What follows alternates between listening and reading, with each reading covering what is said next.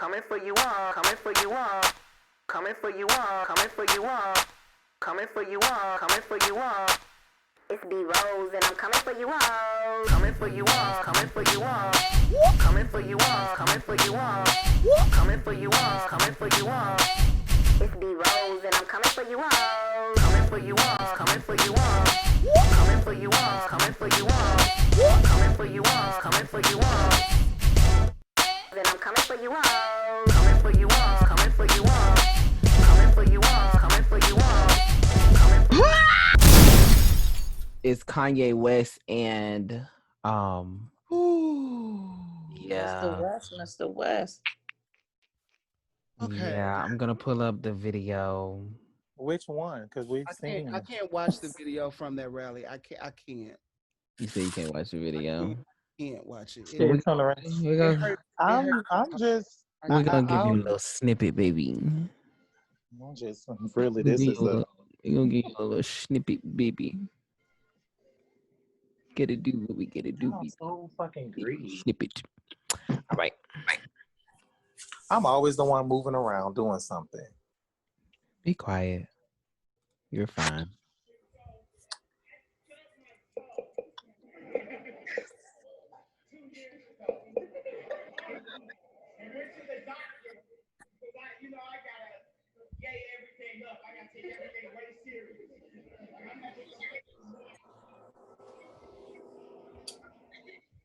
When I got there, 5 doctors asked me if I want to claim my.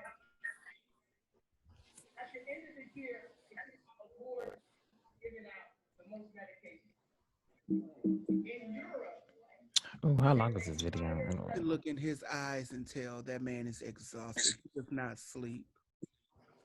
He does not sleep. Like, it hurts my heart to watch him like this right now. No, it don't. Not me. Because I take mental health like extremely serious, and I see a man who has been in pain since his mom died because he blames himself for his mom's death. He has not been right since then. No, he hasn't. There was not a woman. I feel as though there was not a woman that was able to assist him with healing through that. Like, B.rose to me wasn't a bad girl, but she wasn't in a capacity to be able to help him through that. She wasn't able to help him through that. Kim Kardashian definitely the fuck was not able to help him through that. And I fucks with the Kardashians because I feel as though they are very smart business-wise. But because they are very smart business-wise, everything is about money making and business. If I'm not mistaken, when Kim brought those doctors to him at the ranch to try to get him in a facility, what they didn't speak about was she also brought cameras. You also brought the cameras. You already know that this man has stated multiple times that he ain't for that camera shit. He's not for the reality show shit. That's not him. You can't be genuine and say, baby, you need some help. And it's 50,000 cameras and producers behind me. Like, what the fuck? Exactly. Like, who does that? Like, come on. That's fishy. Yeah, that's really fishy. That comes off as disingenuous. That man, it's disingenuous and it's exploiting. It's exploiting. Yeah, but see that also comes, that there. I feel like Kim is weak-minded. I think they make smart business move a certain aspect. Yeah, she capitalized off of her ass clapping with fucking Ray J.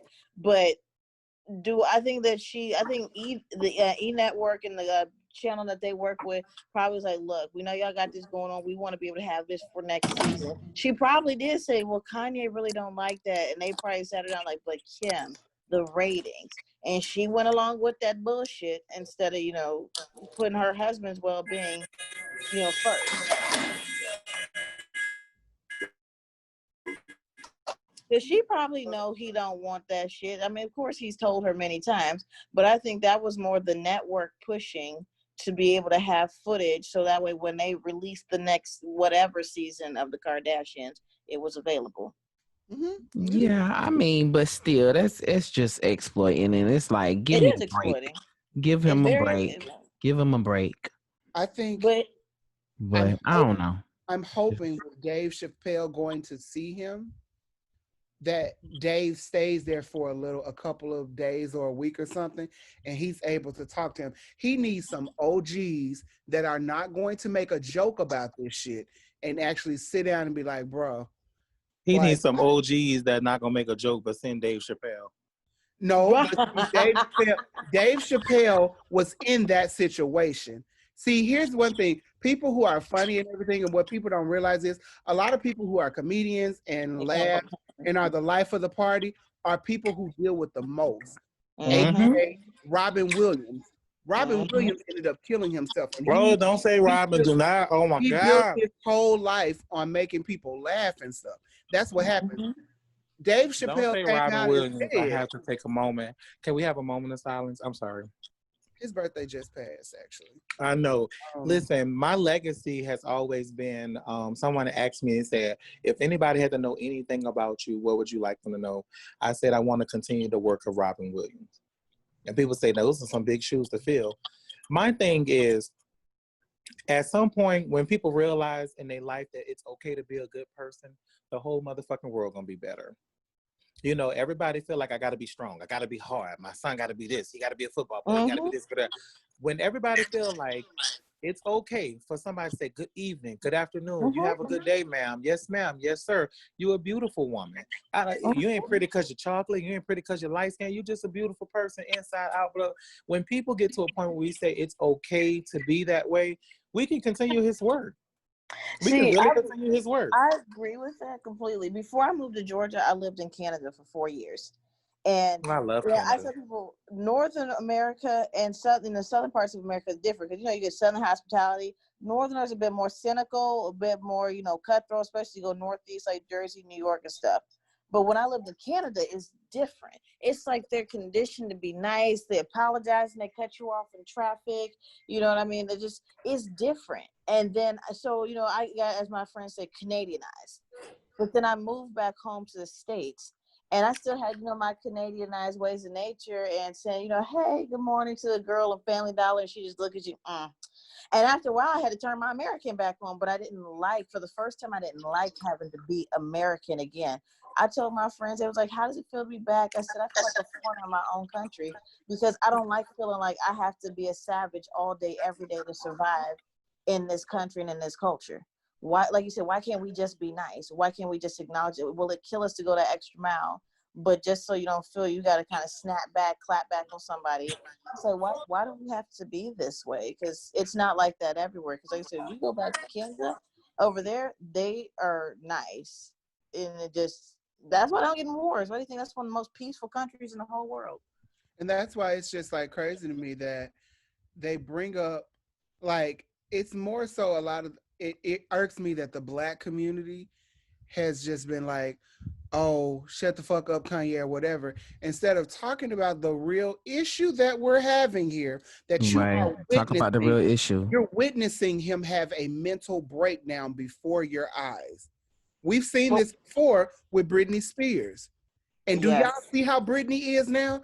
Every time I see them videos of her dancing like she a 4-year-old child learning to dance for the first time, I just want to hug her because I'm just like, this girl is gone. Like, we will never get the real Britney back. Everybody that's selling pussy, that's selling head, we need to have a meet and greet. We need a whole coalition around this motherfucker. You can't have new hoes coming on a block because they mama ain't let them out all motherfucking week, all their life and shit, coming out here sucking dick for $10. And we can meet somewhere in the middle. My head go for $150. If anybody want to DM me, holler. But my head might be a little bit more expensive than other people. A lot of niggas be wanting refunds on my motherfucking head. They pay for 30 minutes and they only get 3. Because I know what the fuck I'm doing. We won't keep on. And if we're not careful, Kanye gonna be the same way. Like, I'm gonna say this about Kanye. I know, and I hate saying stuff to sound debatable, but it's like, if you really listen to this man unedited, not with all they pull out this and they pull out that man has one of the most brilliant minds I've ever heard. And when it comes to the point where you got to understand how smart his mother was, She did not instill in him the basics, the bare normal, the minimal, the this, the that. I think she gave him her all. And sometimes people are not capable of handling that. But I really do think that, you know, it's some type of blockage. And every time somebody think blockage, the first thing they think about is your marriage. You know, I really don't think it's that. I really truly think that he has to sit his ass down and just grieve. No, I don't think that he really just did to that. grieve. You know what I'm saying? He needs to sit down and be like, damn, my mama gone. You know, because trust and believe, I've been there too. And I produced a fashion show after my mama died. I ain't cry. I went on ahead and did the funeral. I had my siblings ready to physically lay hands on me because my mom passed. I started working on her funeral arrangements. I got everything done. She had the most eloquent laid out obituary situation going on. It was the newspaper, blah, blah, blah, blah, blah. And it just hit me one day. And it's like, instead of me saying, I'm about to, I got to shake it off. And a couple people call and say, I'm going to come get you to take your mind off it. You're going to take my mind off of a person that's been in my life for 30 something, what 5 years, and our ups and our downs. I'm good. I want to go through this. And that's when I started my healing. When I was able to say, my girl gone, my sister's gone, and I went through it. All of this, don't cry, soak it up. No, cry. Let it out. Go through it. But you that can't comes smile about every goddamn thing. And I think that his process is just simply grieving. And what we're seeing is not a psychotic break. It's really him grieving. No. Really That's him a psychotic break. That's a psychotic break. I think he's going through depression, but I think part of it is in Black culture, we don't make it okay for men to cry. Exactly. Thank you. We don't make it okay for men to express make it a problem. And we criticize from childhood on young Black boys. Suck it up. And you know, we all heard this. Hush your mouth if I give you something to cry about. Right. Shut up, you a boy, get over it. Or you a boy, shut the fuck up. Right. Exactly. Like, you need to toughen up, and then somebody tell you your son's soft and this and everything. And no parent wants to hear that. So they try and make their sons tougher and everything like that. But they don't realize that the bar will break. Eventually it's going to all overflow and not in the way it was supposed to have the first time around. Correct. It's going to be an uncontrollable dam of emotion. I don't think his marriage, and I want to be clear, I don't think his marriage is the reason for what's going on. Oh, I don't either. I don't think that. What I think, though, is that Kim is not a woman to be able to nurture this situation, because she's so self-absorbed with everything else that's going on that she does not know how to do that. Because think about it. What example did she have of it? What did her mom do? Her mom cheated on her first husband, who was a good man. That was a good man, Savannah. And then turn around, and then she got with Bruce. And now Bruce is Caitlyn. Right? I ain't got nothing to do with that. We ain't gonna even talk about that. I'm gonna leave that whatever the fuck they is right now, I'm gonna leave that alone. But oh my gosh, she did not have an example of that. So it's like, how can she nurture a man back to health like that when she don't know what she's doing? Yeah, she didn't see an example of that at all. Yeah, but I mean, could any of us nurture someone back? Like, could any of us, do we all know the signs? Like, the number one thing that I noticed when I had an ex that committed suicide, and I was like, what the fuck just happened? And I started researching, and if I would have only did the research the day before, the week before, it wouldn't happen, because everything was laid out for me. Only thing I had to do was open a fucking book and read it. Only thing I had to do was pull up something on the internet. And when I say it is laid out word for word, when a person's starting to feeling like this, when they start to say things like this, and I think to myself, like, okay, again, like you say, mental health is important. Trust me, I've been through a 25, 30-year battle with somebody, you know what I'm saying, with that. And I know the importance of love. Like, love is, when they say love don't love nobody, But when you genuinely love somebody and a person know that they are loved, they don't have those type of situations and breakdowns going on. And that's why people try to instill in their kids, I love you, I love you, I love you, I love you. And that's why when you get to a certain age, you be like, damn, I only know one motherfucker that I know love me, and that's my mom and my daddy. Or that's my mom. I'll have to disagree a little bit. That it's not always about knowing somebody love you, I don't think is the problem.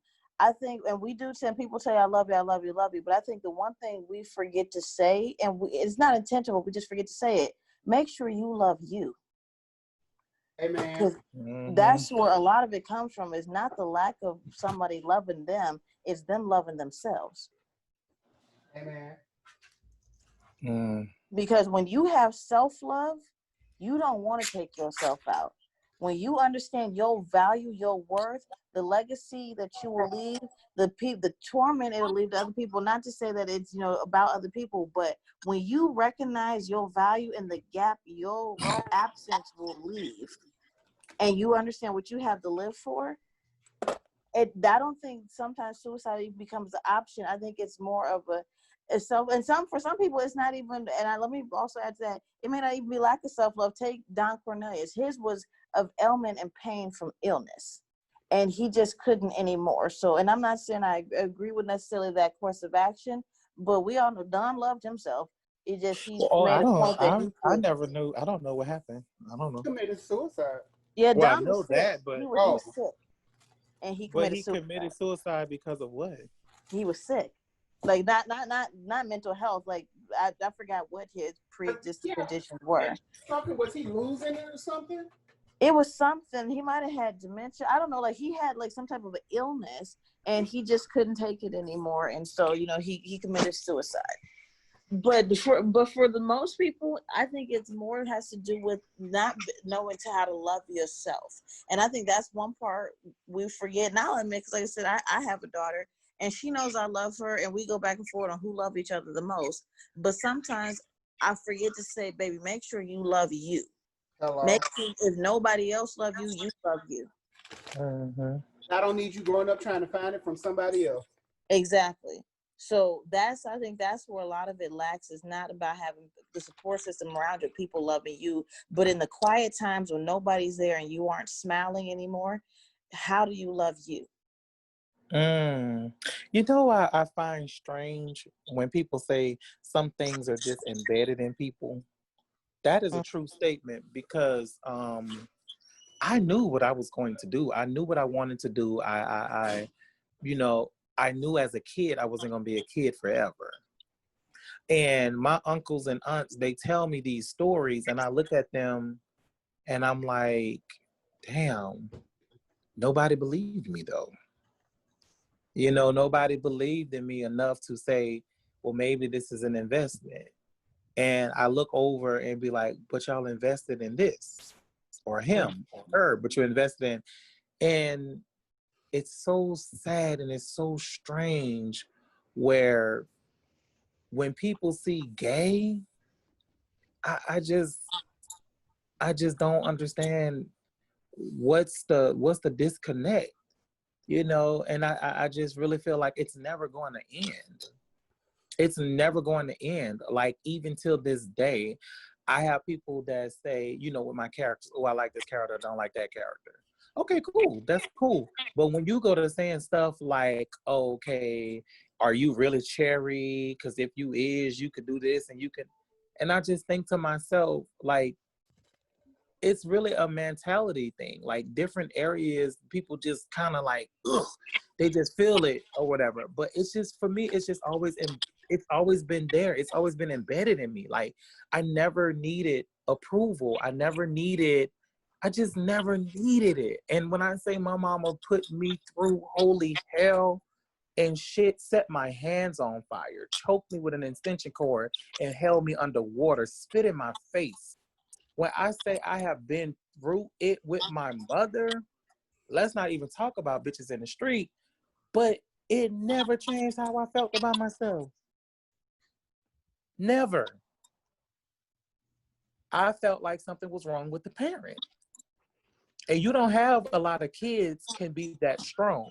You have kids say, if my mom was choking me, burning me, doing this and the other, what am I doing wrong? So it's a blessing that some people make it through, man. It's a blessing that some people, it's just embedded in their DNA to be like, you're going to get through this. You're going to get through this. Because I look back on it and be like, damn. I tell people certain stories. I be like, man, whew, you know, rest in peace, mother. But, man, people don't know the half of it. The half of it. And I hear people say, man, my mama got into it at one time because of this, that, and the other. And I ain't speak to her since. And I'm like, wow. And the things my mother put me through, I still picked up the phone and called her. I still made sure she was okay. And to be honest with you, at 16, 17, I forgave her. And I feel as though I moved on in my life and my life became what it was because I was able to forgive. But I just pray that there's more kids out there like me that could just feel it, that just could know it, that just don't have to wait for confirmation. Just live. It's you're not going to be a child forever. And that just get through it. Just get through it. Pray hard. You know, I tell my nephews all the time. And that's the journey and the key to life, honey, is to forgive. It is very, very, very important to forgive. I'm not saying be stupid. Don't be stupid. But forgive, okay? Forgive. You forgive a person, don't mean you have to go back to them. Nobody is perfect. Oh, it don't mean that either, baby. You can forgive them. Forgive that don't mean that either. Trust your judgment.